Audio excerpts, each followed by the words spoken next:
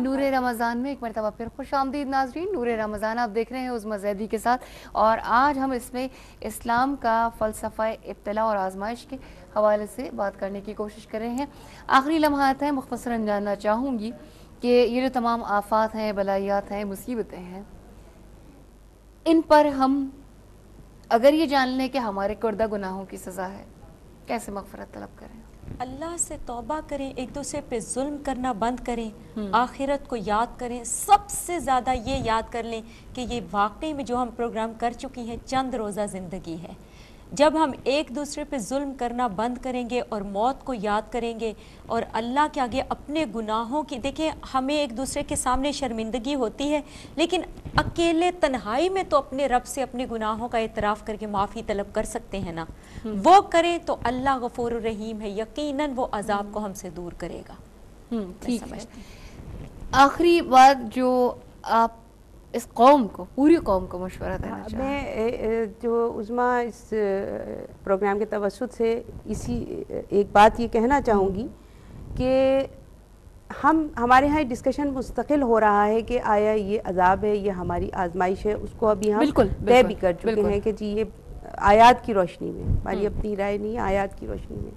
اور پھر کچھ لوگ مطلب یہ کہ یہ اللہ کی طرف سے پکڑ ہے, اس کو سمجھا جائے. دوسری بات یہ کہ کچھ لوگ کہتے ہیں کیوں ہے, کس وجہ سے ہے.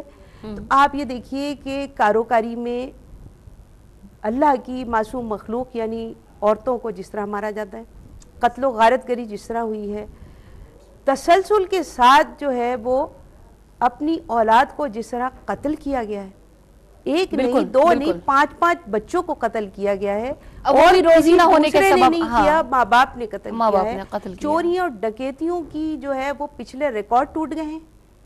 اس کے علاوہ آپ یہ دیکھیے کہ جی اس ملک کے اندر پچھلی اگر آپ قوم کی بات کرتے ہیں تو اس میں یہ قوم پر عذاب آیا تھا کہ انہوں نے غریب لوگوں کو اپنی اس میں سے یعنی باغات میں سے ان کا وہ دینا منع کر دیا تھا, مطلب یہ کہ روک دیا تھا کہ وہ نہیں دیا جائے گا. اب آخری بات ہے, سب کیا کریں, اب ٹھیک ہے ہو گئے گناہ, تو اس میں زکوٰۃ اور عشر دینا جو اللہ کا حق ہے وہ دینا ختم کر دیا اس قوم نے. میں نہیں سمجھتی, پوری قوم کو اپنے گناہوں کی معافی مانگنی ہوگی, ہم سب کو اللہ سے مغفرت طلب کرنی ہوگی. دوبارہ یہ اقدامات, یہ کام, یہ اعمال نہیں کرنے ہوں گے, تب کہیں جا کے ہم جو ہیں وہ اللہ کے غصے کو ٹھنڈا کر سکتے ہیں اور ہم اس سے بچ سکتے ہیں. اگر ہم یہ سوچ لیں کہ نہیں نیک لوگ بھی تو ہیں, تو اللہ تبارک و تعالیٰ نے ایک قوم پہ جب عذاب بھیجا تھا تو فرشتوں کو حکم دیا کہ سب سے پہلے ان نیک لوگوں پہ جا کے کہ جو کونے میں بیٹھ کے اللہ کی عبادت کر رہے ہیں, اس کے علاوہ انہیں دنیا سے کوئی سروکار نہیں ہے, وہ اپنا کام جو ہے انجام نہیں دے رہے, کہ لوگوں کو برائیوں سے نہیں روکتے, نیکیوں کا حکم نہیں دیتے ہیں, ان کو سب سے پہلے جو ہے وہ عذاب ان کے اوپر ڈالا. بہت شکریہ ادا کرتی ہوں پروفیسر جہان لطفی صاحبہ کا. جی وما علینا الا البلاغ, یہی ہم کہہ سکتے ہیں. ٹھیک ہے, آپ کا بہت شکریہ. طیبہ صاحبہ آپ کا بہت شکریہ. تحریم آپ کا بہت شکریہ, آپ تشریف لائیں پروگرام میں. جو باتیں ہم نے یہاں قرآن و سنت کی روشنی میں بل بیٹھ کر کی, اس میں ہم یہی جان سکتے ہیں کہ جو ایک مومن ہے, ایک مسلمان ہے, تو اس کے لیے یہ آزمائشیں جو ہیں وہ اللہ پر مزید توکل کرے اور اس پر مزید اپنے ایمان کو مضبوط کرے کہ بحیثیت مومن یہ مجھ پر اگر آزمائش ہے تو آزمائش جو امتحان ہے, اگر امتحان میں آپ صحیح سلامت گزر جاتے ہیں تو اس پر انعام بھی تو دیا جاتا ہے. یہ آزمائش جو اللہ رب العزت کی جانب سے ہے اور شاید ہمارے کردہ اعمال کا نتیجہ ہے, تو اس معاملے میں ہم یہ سمجھ لیں کہ ایک جھٹکا آیا ہے سنبھلنے کا, تو اس میں بھی ہمارے لیے بہتری ہے.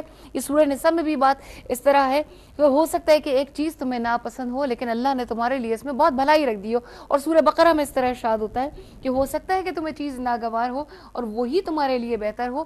ہم ان چیزوں سے, ان آیات سے یہی نتیجہ اخذ کر سکتے ہیں کہ یہ ایک انڈیکیشن ہے اللہ رب العزت کی جانب سے, ایک نشاندہی آئی ہے ہمارے گناہوں کے لیے کہ ہم من حیث القوم یہ سب چیزوں پر توبہ کریں اور اللہ رب العزت ہماری معافی کو قبول فرمائے.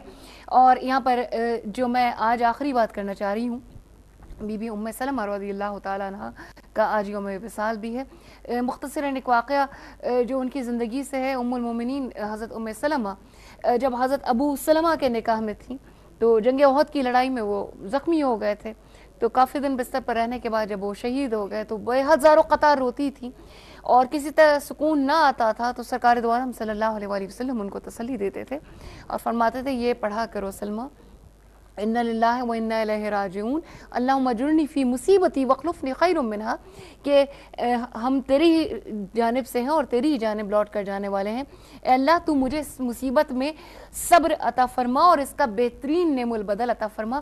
تو بی بی ام سلمہ فرماتی ہیں کہ میں سرکار دو عالم صلی اللہ علیہ وآلہ وسلم کے فرمانے پر یہ پڑھ تو لیا کرتی تھی، لیکن میں یہ سوچتی تھی کہ ابو سلمہ جن کا پیار ام سلمہ سے بہت مشہور تھا، تو کیسے ہو سکتا ہے کہ کیا اس کا نعم البدل ہو سکتا ہے؟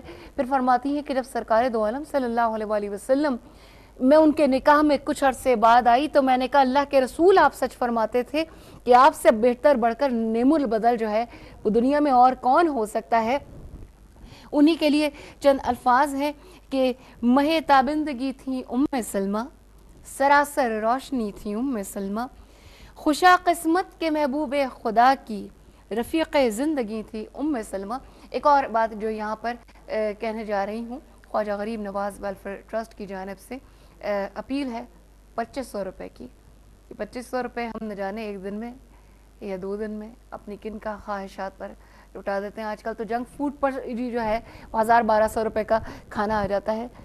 1-2 دن کا کھانا بچوں کو روک لیجئے پیزا وغیرہ سے، برگرز وغیرہ سے، 2500 روپے جمع کروائیے، 6 افراد کی کفالت ہے 1 مہینے کی، 1 مہینے کا وہ لوگ کھانا کھائیں گے آپ کے ان 2500 روپے سے، تو سوچیے کہ کتنے دلوں سے دعائیں نکلیں گی۔ نمبرز آپ کو اسکرین پر نظر آ رہے ہوں گے۔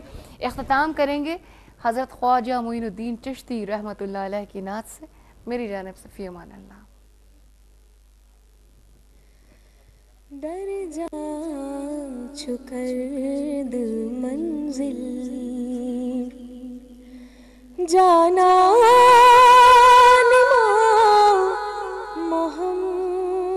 محمد جانا